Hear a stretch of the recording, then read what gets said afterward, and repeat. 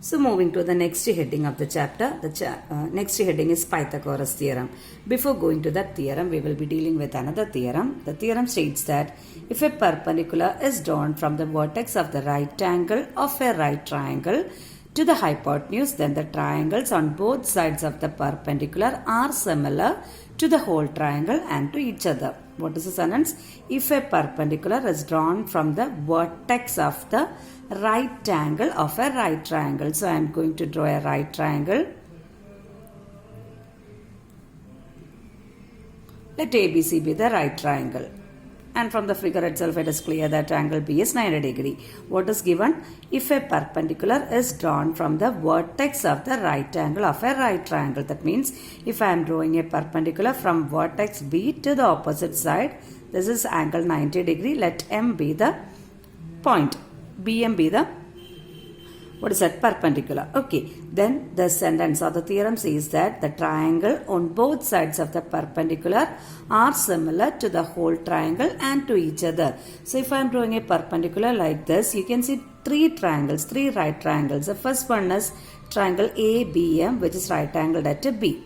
The second one is triangle BMA, which is right angled at M. BMA.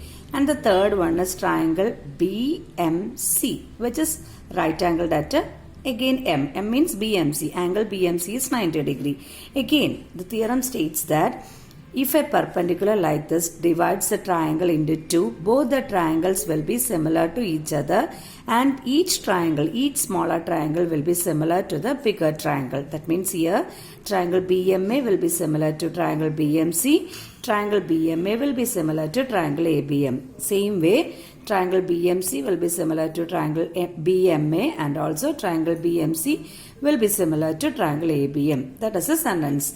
The triangles on both sides of the perpendicular, means this one and this one, are similar to each other and to the whole triangle. Okay, again moving to the Pythagoras theorem. Pythagoras theorem, without knowing the statement of the theorem, we have done it. We have done the application, isn't it? In a right triangle, the square of the hypotenuse is equal to the sum of the squares of the other two sides.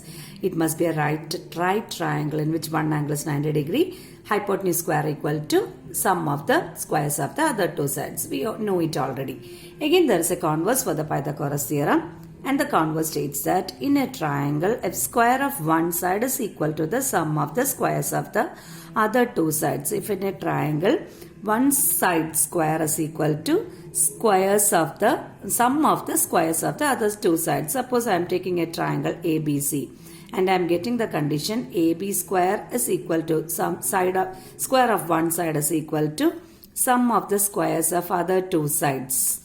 If I am getting an equation like this, then I can say that triangle ABC is a right triangle. Pythagoras theorem says that if it is a right triangle, this is the condition. Okay, and the converse is that if this condition holds, the triangle will be a right triangle. Okay.